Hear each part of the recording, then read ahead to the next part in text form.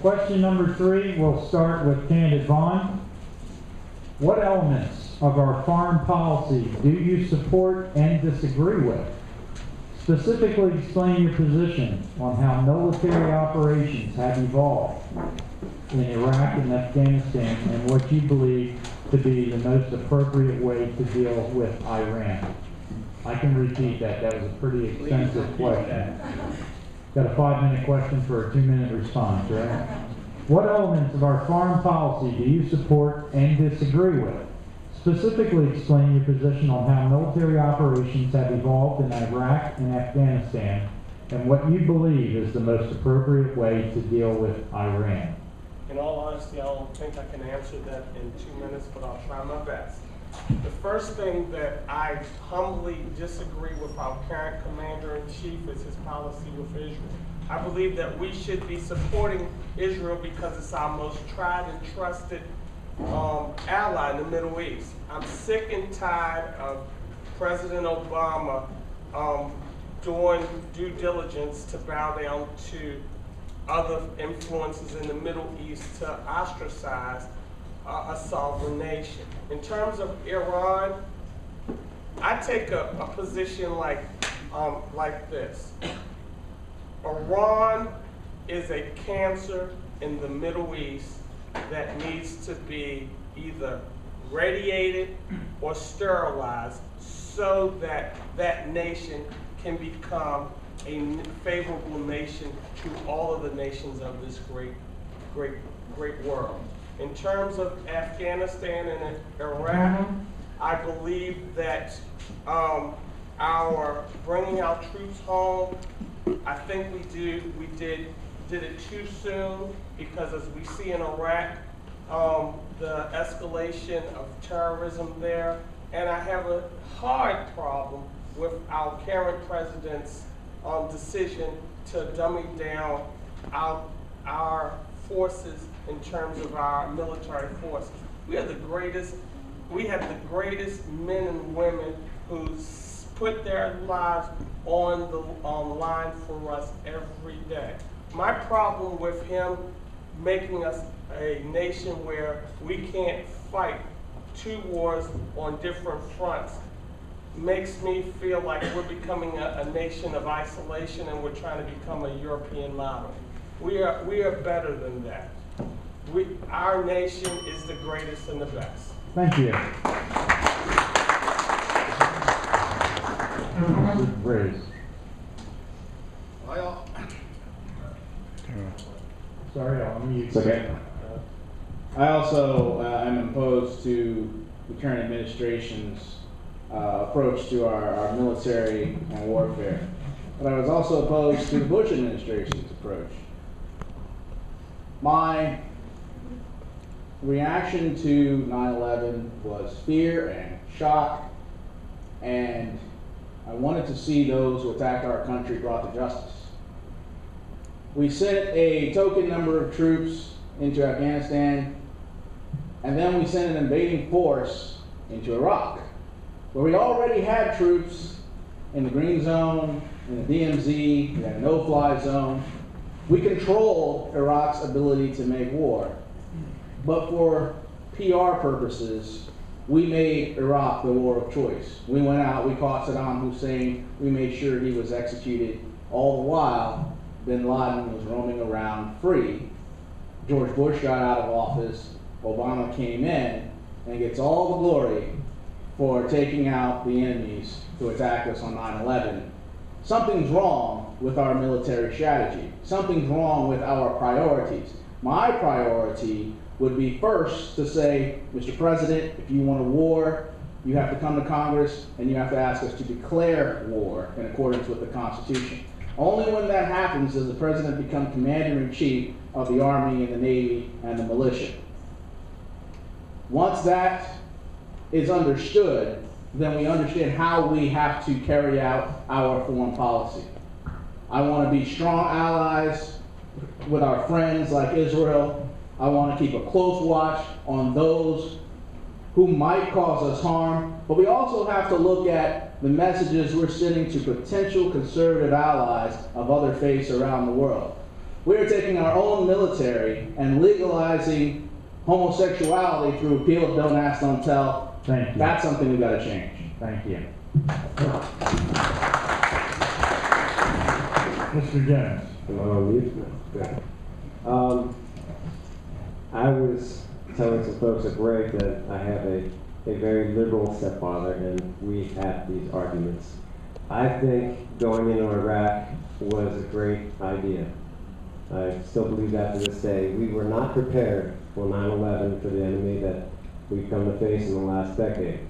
Going to Iraq, sending our best and our best equipped to Iraq, not Afghanistan, but Iraq, gave us an opportunity here to bolster our security, to get ready for this enemy.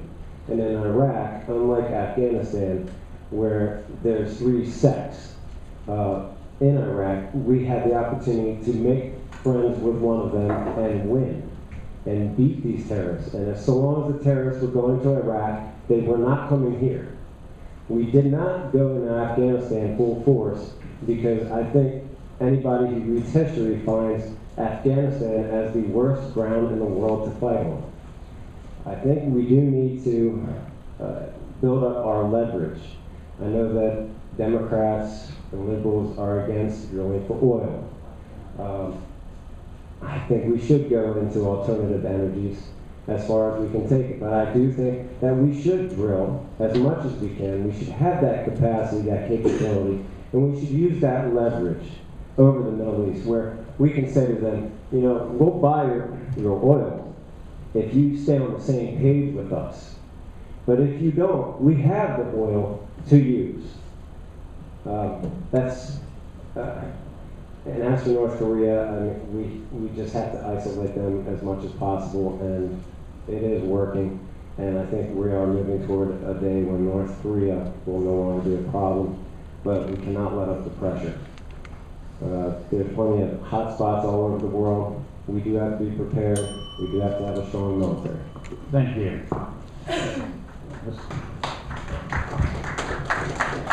Mr. Douglas. This is more than a policy question for me, it's a personal question. I served in Baghdad in uniform in 2006 in the Navy, and between 2003 and 2008, I was in Afghanistan and Pakistan and the border areas so many times, I can't even tell you how many times. In Iraq, I served with Iraqi soldiers. In Afghanistan and Pakistan, I had the opportunity to work with Afghan and Pakistani, both Army, Border Constabulary, Border Police, these sorts of things. So your question has a very personal dimension for me. There are Iraqi and Afghan soldiers, judges, cops who are honest and who want what we want and have been wounded once, twice, 3 times and come back from war. I guess on the question of the wisdom of the policy, I'm going to reserve judgment. I got my orders, I was asked to go, and I went. Afghanistan, we still have 100,000 people there, and frankly, I'm quite concerned about picking apart something that's still an active combat zone, particularly when we might have family members in this room. But the lesson I have learned, not only as someone who's deployed to a combat zone, but also someone with 5 years in the Senate on 2 national security committees, is that the White House has no military experience. The Congress has no military experience. Therefore, there is nobody to ask the hard questions, to demand answers about the policy and how it's going to be carried out. If you want that, you've got to send Armed Forces veterans to Congress. Thank you. Mr. Bundy. In December of 2011, I spent that month in Afghanistan as the lead security official for the United States, coordinating the President's trip to an active war zone. I coordinated that trip personally with General David Petraeus. It was the proudest moment of my professional career when he gave me his challenge coin. It meant quite a bit to me. Why am I telling you this? When you're in Afghanistan and you're sitting there in the DFAC, the dining facility, eating with those soldiers, and you ask those soldiers every day, what are you doing here? And they give you their job, but they can't give you the umbrella view of why they're there. It changed my view on that war forever. I got the same answer every time. What are you doing here? firemen, infantrymen. They gave you their job. That is how patriotic our kids, folks, our kids are. They will go to a foreign land that pledges no allegiance to this flag whatsoever and shed their blood on foreign soil for people that I found are children of God, folks, but they pledge no allegiance whatsoever to us. And we will sacrifice our children for a cause that they didn't even understand. I don't believe in that. I'm sorry. We should keep an intelligence footprint, a training apparatus, but I do not believe in this war. If the Afghanis want freedom and they want a country, they will have to fight for it themselves. These are our kids. I run every morning around my neighborhood, and there's a gazebo in the park there. You know why that gazebo's there? It's dedicated to a dead 18-year-old soldier who died in Afghanistan. If they want freedom, they will have to fight for it themselves. The days of us being the world's policemen are over. These are our kids, folks. Make no mistake. This is not a movie anymore. Intelligence, a training footprint, and that is it. Thank you.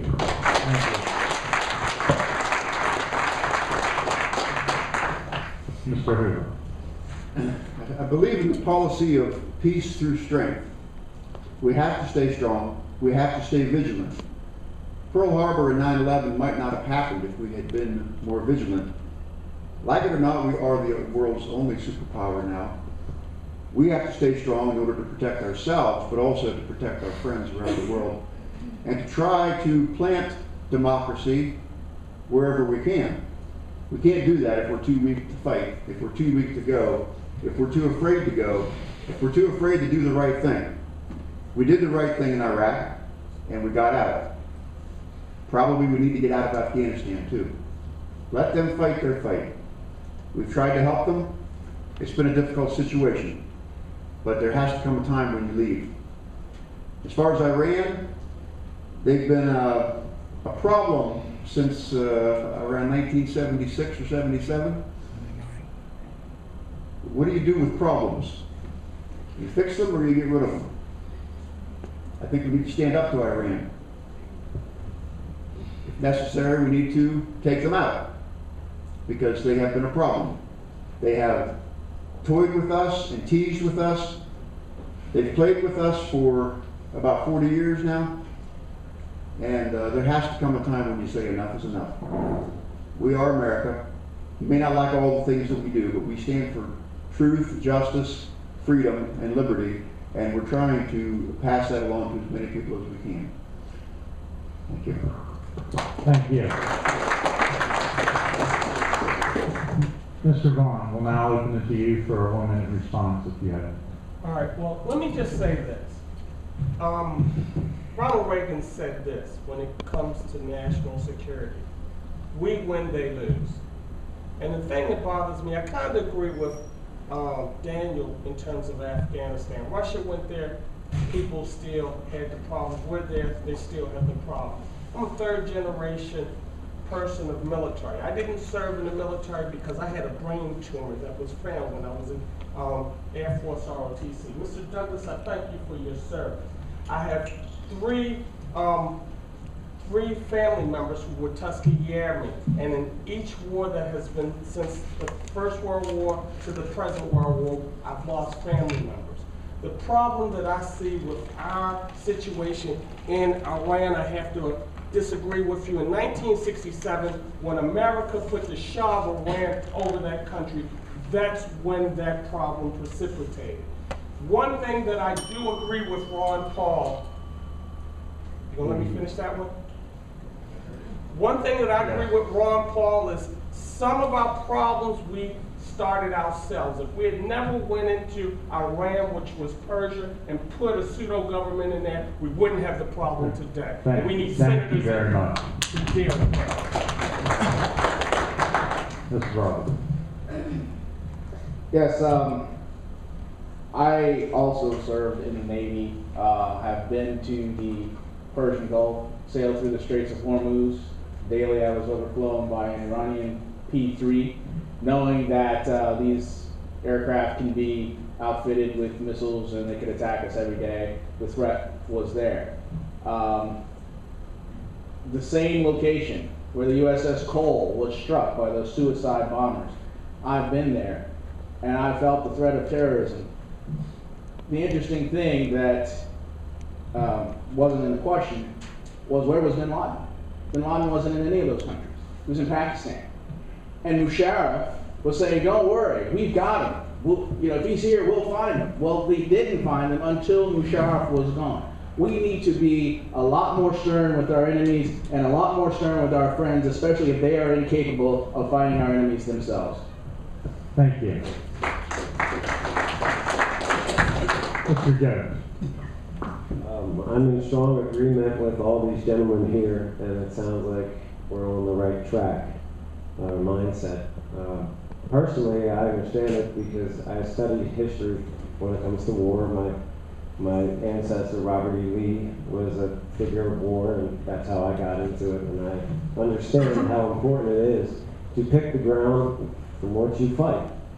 And it's complicated when it comes to the Middle East. There's not a lot of ground for which is the best to fight from. When we do need to fight, we do need to fight. When it is ground that is impossible to win on, we don't fight there. We also have to take advantage of every weapon that we have that is not military. We need to move these people in the right direction, which happens to be our direction. We can use that leverage in the economy, in oil and energy. We can also use the fact that the terrorists are a small number, but they're not. Thank you.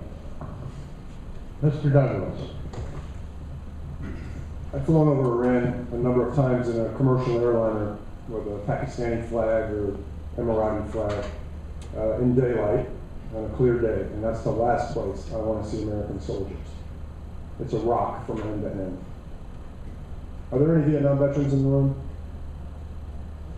My dad's a Vietnam veteran, and when he came home, he talked about the Montagnards and the South Vietnamese that he left behind. And I understand him better now, and I understand you better, I'm sure, for the same reason. But I come back to the same point. The people making these decisions do not have armed forces experience. The people in the Senate and the House of Representatives who are supposed to be our voice and our bulwark between bad decisions and us don't have the experience. The way to solve this problem, the way to reconcile these conflicting views, not up here, but in general, about policy and defense, is to put people up there who know what they're doing. And we've done it. Thank you. Mr. Bongino. Iran has 4,900 kilograms of potential nuclear material that, when enriched to 90%, will create 20 nuclear explosives. When the Iranians tell you they're committed to the destruction of Israel and us, believe them. Believe them. That's all I have to say on that subject, folks. Appeasement is a very dangerous prospect. Afghanistan, our situation there is largely different, but take them at their word. Thank you. Thank you.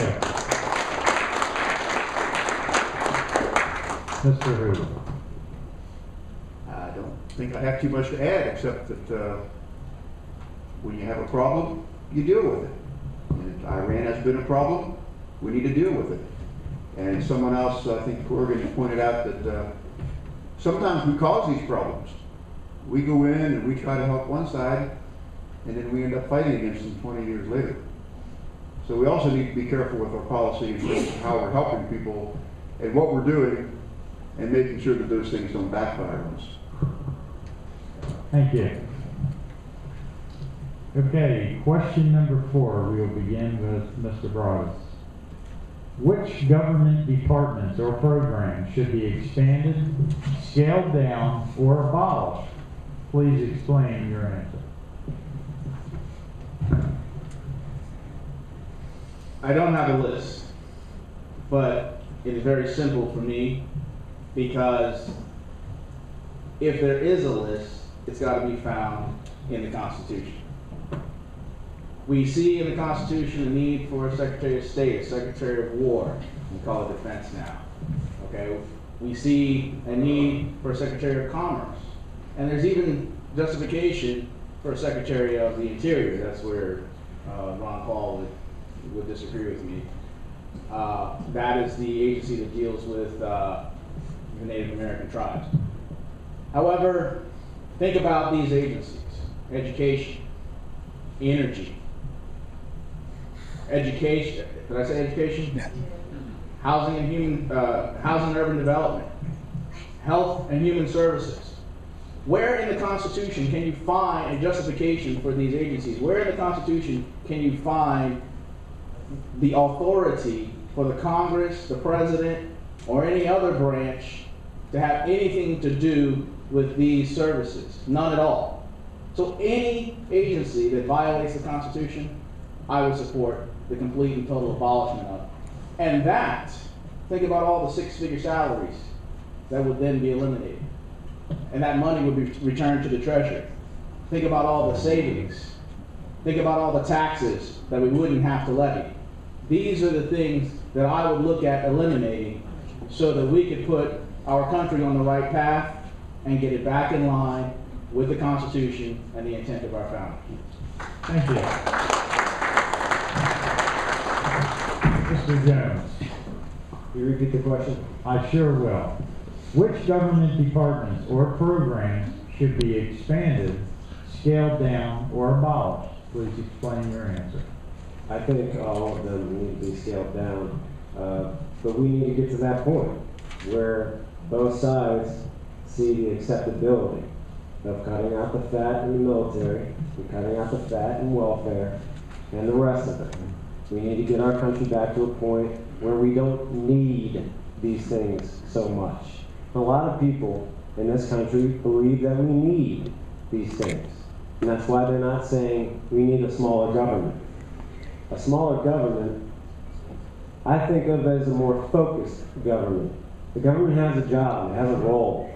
You know, the field of competition for economics is a great one when the referee is doing his job. And he's not on one side. The role of the Constitution, well, I think that the Supreme Court needs to get out of legislating and get back to flexing its power to get rid of things that are not constitutional. Anything that they find that is not constitutional, I fully support getting rid of. That's pretty much how I feel on the situation. I'll yield my time. Okay, thank you. Mr. Douglas. I think it's important when you think about which agencies should be scaled back or eliminated to look at the statutes that created them. If you elect me to the Senate, I will look at three statutes primarily: the Patriot Act, the Homeland Security Act of 2002, and the Intelligence Reform Act of 2004. All three of those acts were enacted in the wake of 9/11. They were not enacted because of a well-thought-out strategy, because of a consensus across the government that there was some great need to go on these agencies altogether. They were enacted because Congress was caught with its pants down, not doing its job, and Congress reacted by throwing a couple of statutes out there. That's happened. I was there. I watched it happen. I think that the Department of Homeland Security needs to be reassessed 10 years after enactment.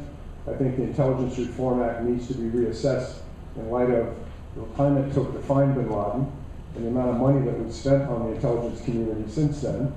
And I think the Patriot Act needs to be reassessed based upon the functions, you know, the kinds of things that happen. Because really the Patriot Act, for the most part, is a banking act.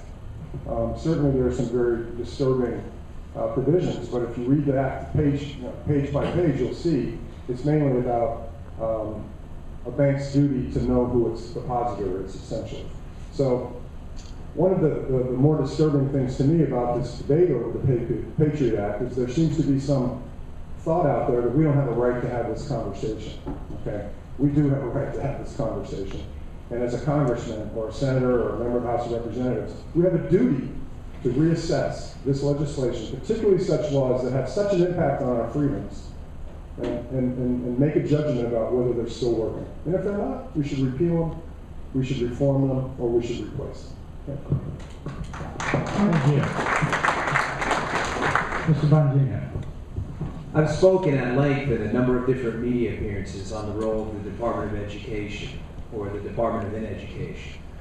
Over the last 36 years, we've increased inflation-adjusted education spending by 200%, yet our results completely flat. Money's not the answer, folks. They have a $50 billion budget. Let's start tomorrow by devolving some of that funding back to the states for federally funded voucher programs for the most at-risk students. Think about how many iPads could have been created. I love iPads. Think about how many iPads could have been created in Baltimore City and Prince George's County. Folks, I believe in subsidiarity, which is pushing the level of management down to the lowest level possible. But again, on the margin, we can make a change right away at that level by federally funding vouchers for the most at-risk students. They are our kids too. Why have we forfeited the intellectual capital in Baltimore City? Why? You know, if I told everyone in this room that all tall kids go to poor schools, you'd look at me like I was crazy. But yet when I say to you on another completely arbitrary characteristic, most black and Hispanic kids in Baltimore City go to poor schools, everyone looks and nods. Why? Why have we accepted this? Those are our kids too. The intellectual capital that is being forfeited in these cities and areas is a national disgrace. And this is our issue as Republicans. This is not the Democrats. They are strictly interested in special interests, not our kids. This is our issue. So you want to talk about a federal program, that's an entire department we can devolve almost immediately. And think about it. All of those kids would get a shot at the same dream you and I had a shot at. Thank you. Mr. Hoover. Somebody once said, if it ain't broke, don't fix it. I still haven't learned that lesson. But the opposite is also true, I believe.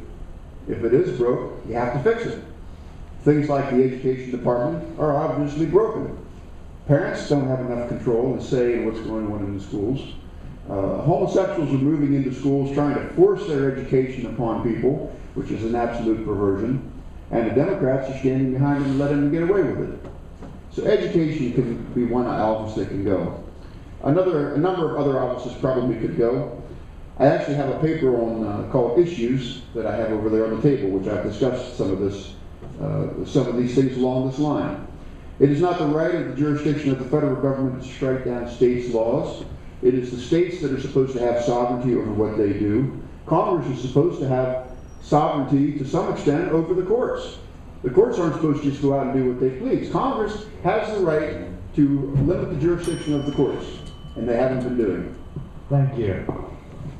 Mr. Vaughn. Would you do me a favor? Please ask that question again. I sure will. Which government departments or programs should be expanded, scaled down, or abolished? Please explain your answer. Okay.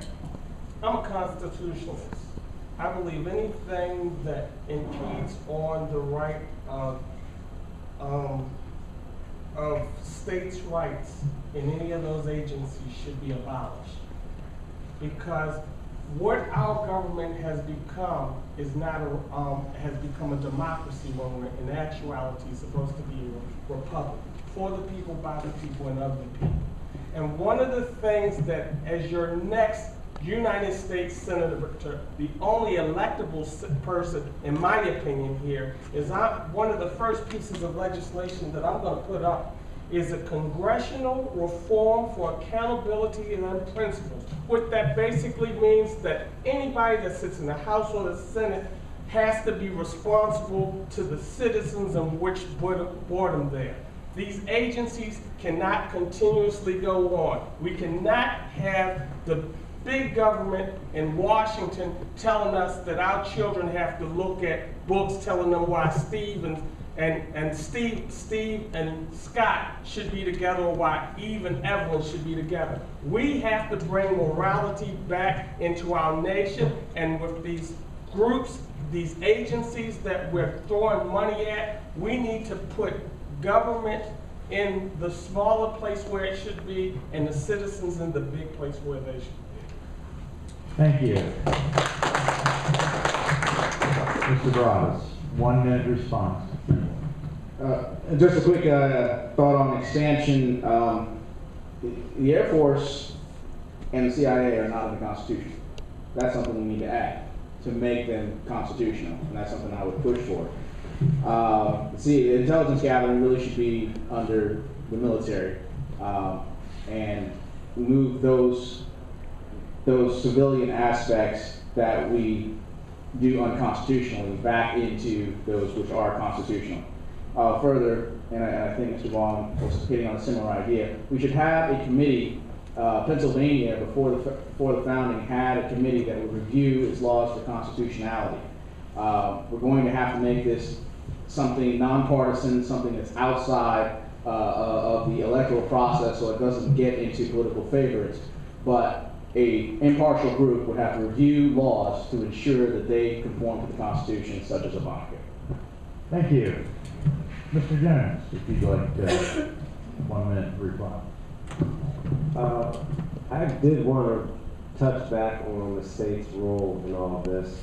As I said before, I studied war because of an ancestor of mine, the Civil War. And in that study, I found that this country was referred to as these United States of America at the time of that war. And that changed afterwards. You know, we accomplished a great thing in that war, but we sacrificed a great virtue as well, and that is the role of the states. Education is one of the areas that we're having a problem with. It's seen as an industry, you know, it has a big labor union. You go in the schools and it's like these kids are meant to be manufacturing workers, you know, the bell rings and everybody follows down the hall. And it's for creative thinking that we send our kids, and the basics. When are we going to start teaching them about mortgage interest rates and all those things that matter? Thank you. Mr. Douglas. One of the gentlemen said, if it ain't broke, don't fix it. Submarine sailors, like our cameraman and I, know that in the submarine force, the saying is, we can't fix it if it ain't broke. But anyway, think about it. But candidates for elimination and candidates for expansion. Any regulatory agency created under the Obama healthcare plan should be abolished. Any regulatory agency created under Dodd-Frank should be reduced or abolished. Expansion, how about the U.S. Army Civilian Marksmanship Program? That's a great program. And I'm not sure how many of you here have ever used it, but I promise you, if you're training somebody in an M16 at Fort Jackson, it's very helpful. But my last point on this, you know, George Washington was a federal employee. And I think I would just like to make the point that the federal employee is not the enemy. There are very intelligent federal employees with great ideas who are just as appalled as you and me.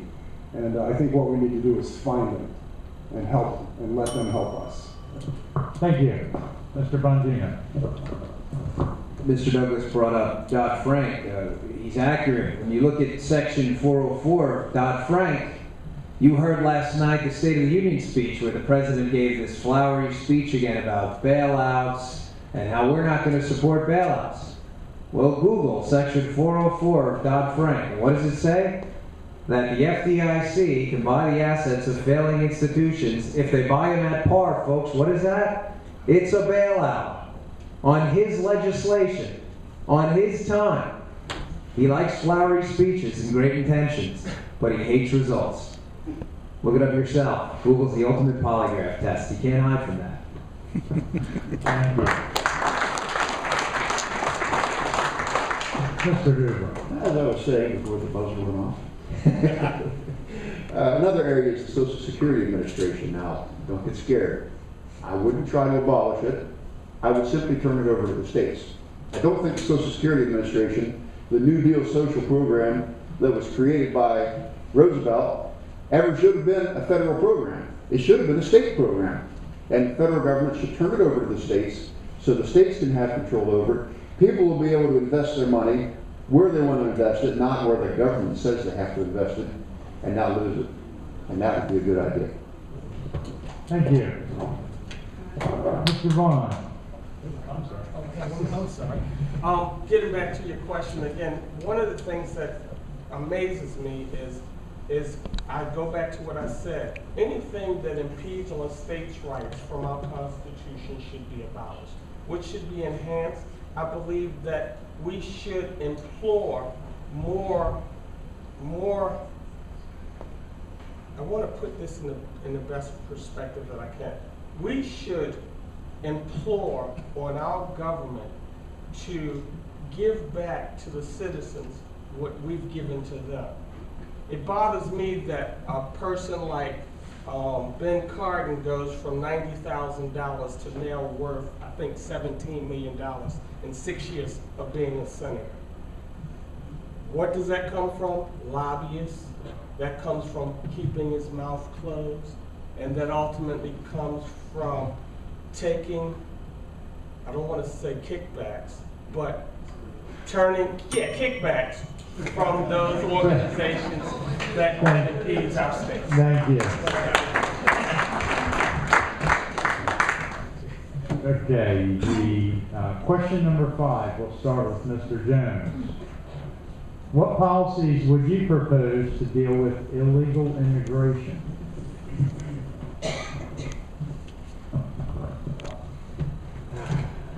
Well, we need a wall. I have no doubt about that. There's too many people coming in. Immigration is a great thing, but, you know, having a stream come through your town is useful. Having a flood come through it is not. So we do need a wall. And it's not to keep people out. We need to get off of that. Keeping people out isn't the point. It's about protecting what's within. A lot of these folks that are here now, you know, some say the first thing they did was break the law. The first thing they did was take advantage of an opportunity that this government gave them because it failed to do its job. Now that they're here, I don't see us putting them on buses or airplanes and sending them back. I don't think America has the heart to do that. But they do need to learn a lesson. You don't just come in here and you're an American. You come through the proper channels. You know, you go back to Ellis Island. When you came to this country, you had to be checked out. There are reasons for our immigration policy. Those that are here need to get into a long line. And they need to learn English. They need to learn about this country. And we do need to build a wall and control our immigration problem. Because that's all it is a problem. Thank you. Thank you. Mr. Douglas.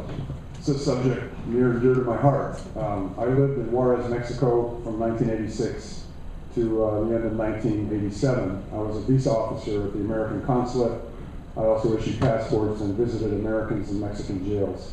And I watched daily what went on across the Rio Grande. On the first day in the U.S. Senate, if I'm elected, I will introduce legislation to reduce the number of work permits available to people in our country without permission. Believe it or not, there's about half a dozen, maybe more, categories of undocumented person in our country who are entitled to a work permit. And what that does is put them on an equal footing with the American worker. The second thing I will do is to try to change the conversation a bit. I would like to talk a lot about migration, but I would talk a little bit less about migrants and more about American, Iraq, Afghanistan veterans coming home without work, American high school students and college graduates without work, American single mothers and single fathers who can't find work, and try to shift the focus a little bit back to where I think it should be. And that's something that an effective leader in the Senate can accomplish. I disagree with Mr. Jones about a wall. I lived behind a secure border in Baghdad for 6 months. A 10-foot T-wall all the way around us, concertina wire on top, watchtowers every 100 meters, machine guns in the watchtowers, and gun trucks. And it still wasn't enough. I don't want that for my country. I want effective policy. And immigration is one of the greatest failures of our Senate in modern times. Border security begins at home. Americans who hire undocumented migrants are threats to border security. Americans who patronize businesses run by undocumented migrants are threats to border security. Americans who use drugs trafficked from Mexico are threats to border security. Border security begins at home, and we have to change the debate back to where it should be. Thank you. Thank you. Mr. Bundy. Illegal immigration is 2 words, but only one problem: illegality. Immigration is not the issue. I don't think anyone in the room is saying we don't want or need immigration. I disagree wholeheartedly on a wall. Folks, this is our country. People have died for that fabric composing that flag. They didn't die for the fabric. They died for the ideas it represents. You cannot come here, walk across the border. I've been to the border quite a bit. You cannot come here, walk across the border, disrespect our rules, and expect to be treated the same way as someone who's willing to put their life on the line for our very ideas. You cannot do that. So on the illegality front, we need mandatory nationwide implementation to be verified. There are going to be costs, but you should not be able to work here unless you're willing to follow the rules. You should not. I'm sorry. We have to get away as well from the diversity visa program and a chain migration system, which really just gives an exponential growing number of people from one specific country an entitlement to our citizenship without the proper process. I'll leave you with this thought on immigration. It's an issue close to my heart. My wife's a first-generation immigrant from Colombia. She is a conservative, Hispanic, female Republican. She is the American dream. You were doing her no favors at all, by allowing her to pursue a black market strategy to obtaining the right to reside here in our country. We welcome you with open arms. We only ask that you follow the rules. And we don't have a wall now. They claim we have 700 miles of wall. We don't. Less than 10% of that is double fencing with road in between. The rest of it is double-stranded fence. That's not a wall. That's a suggestion. We will welcome you here, but you have to follow the rules. And you have to pledge allegiance to our flag.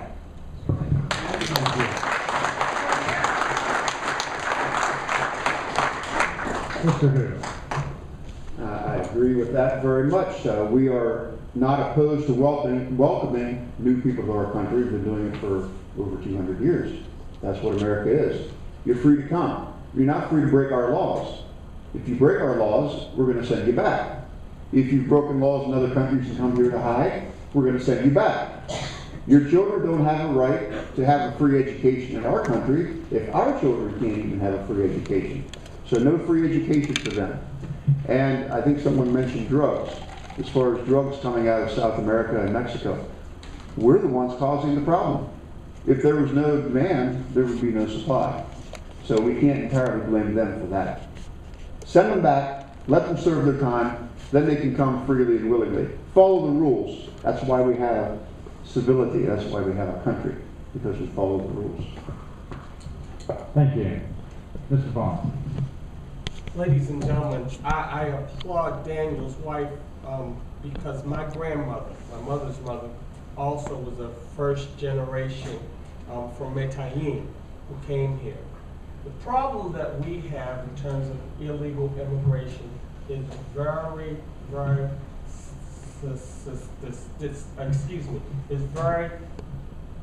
is a problem of not enforcing the laws that we already have on the books. That's the first problem. The second problem is we have allowed the liberal media to have us as Americans to have a hatred on one population who might migrate here illegally, when in less than 3 months ago in San Diego, a whole boat from Southeast Asia of illegal aliens came in here and were funneled through. We got problems with Fast and Furious. I support fully enforces and the laws on the books for immigration. If you're not here right, you got to get out. I support Jan Brewer. I support her stance in Arizona. I support the governor's stance in Alabama. I take this time to publicly tell the president that he needs to keep his finger out of Jan Brewer's face when he comes into Arizona just because she's doing what the Constitution tells her to do. I stand here thinking about Harry Reid talking about bringing in new illegal aliens and giving them a grandfather clause. My grandmother came here, had to wait 7 years to legally immigrate to this nation, and I think what's good for her, what's good for Dan's wife, is good for anybody else that want to come here. Thank you. What we have is a problem of inability to read plain English in the Constitution. It says the Congress shall have the power to establish a uniform rule of naturalization That's the rule for becoming a citizen. That's not the rule for coming here and residing in a particular state or municipality. So I don't see this as a federal issue. In accordance with the 10th Amendment, all powers not delegated to the federal government are reserved to the states and the people respectively. Therefore, it is a local issue. Therefore, it is an issue that you in your states can decide.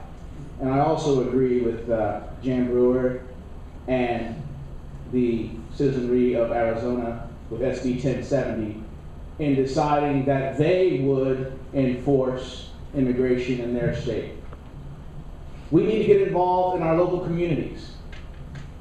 In Frederick County, the sheriff there is enforcing a program called 287G. If you haven't heard of it, I encourage you to look it up. It allows them to deputize their officers so that they can detain illegal immigrants and turn them over to the federal authorities for deportation when the time comes. We also have other programs. We have E-Verify, which needs to be done more thoroughly. Every time I apply for a job, I have to go through it. My employers are telling me, hey, we got a deadline, you got to get your E-Verify documentation in or else we'll get fined.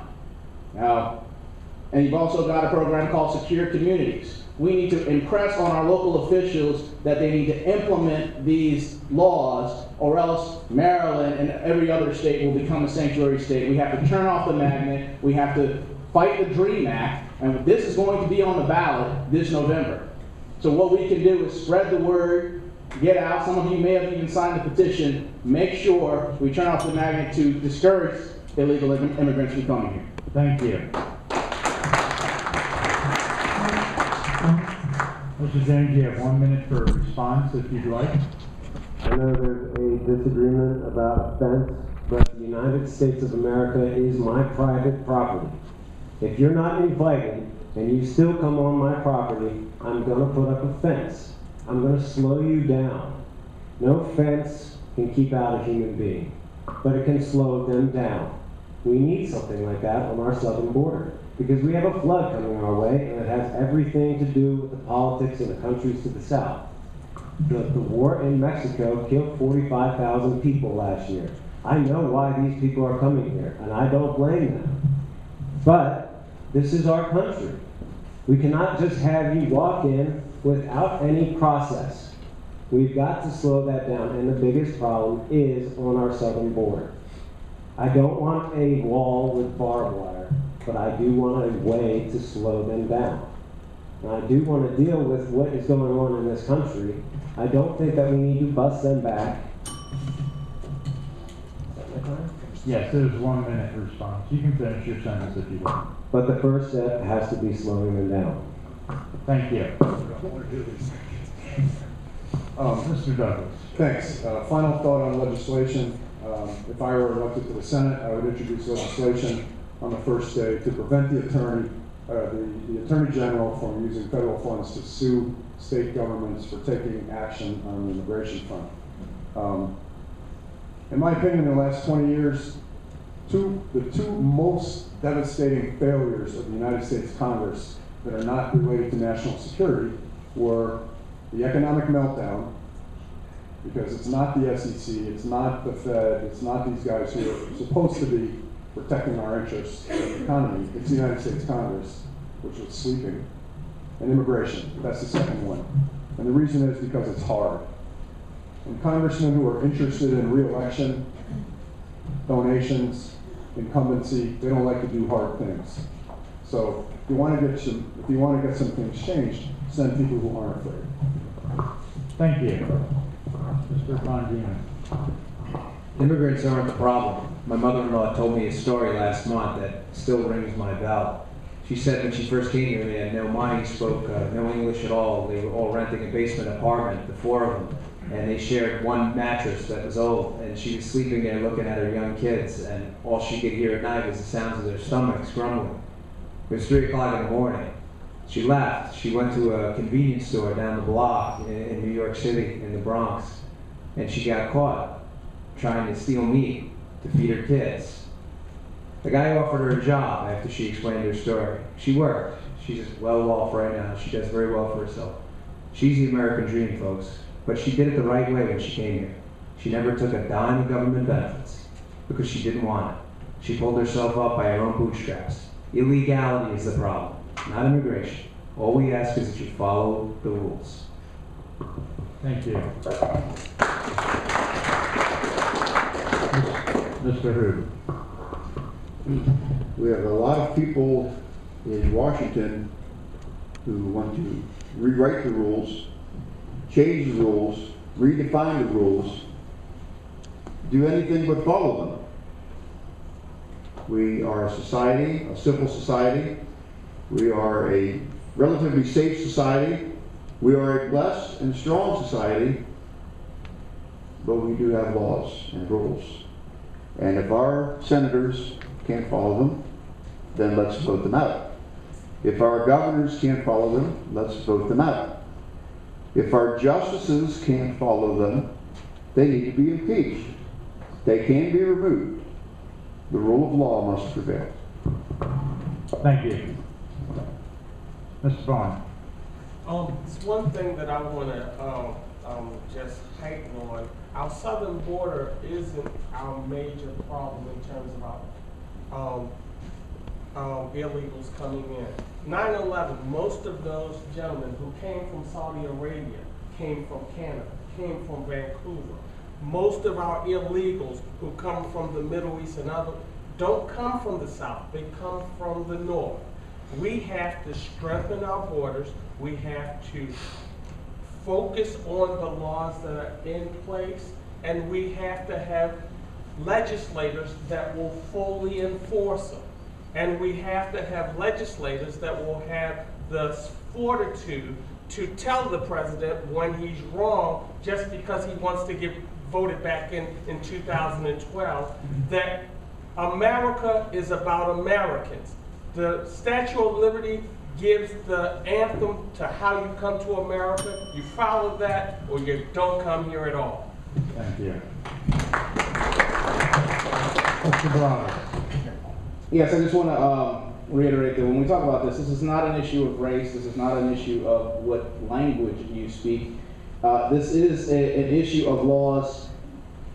I've been down to Ben Cardin's office to ask him specifically about what he's going to do with regard to this issue. Of course, I didn't get to speak to him. He gives me one of his staffers.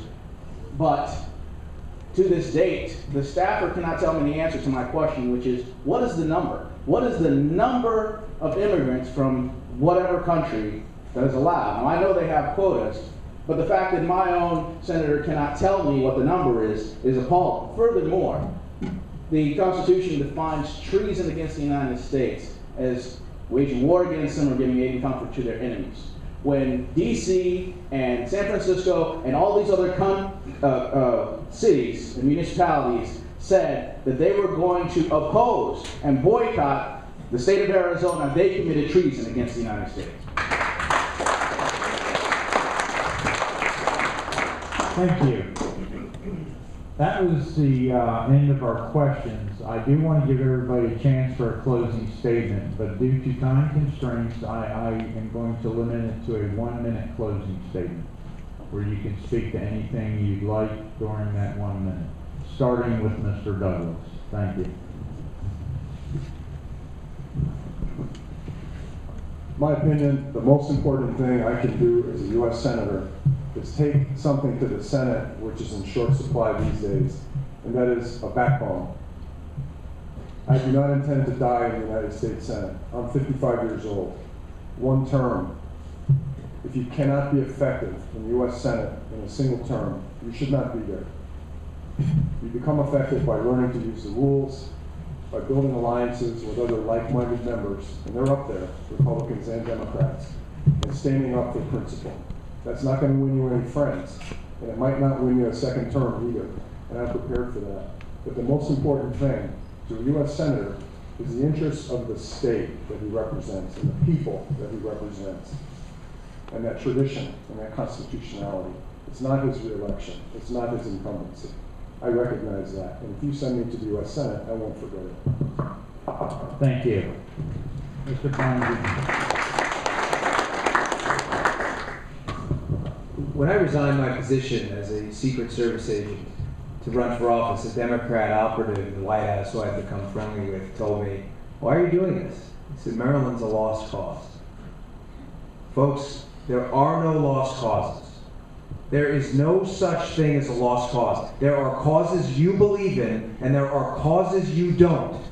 There are no lost causes. This is our home. We live here too. We cannot concede any more ground in this ideological fight.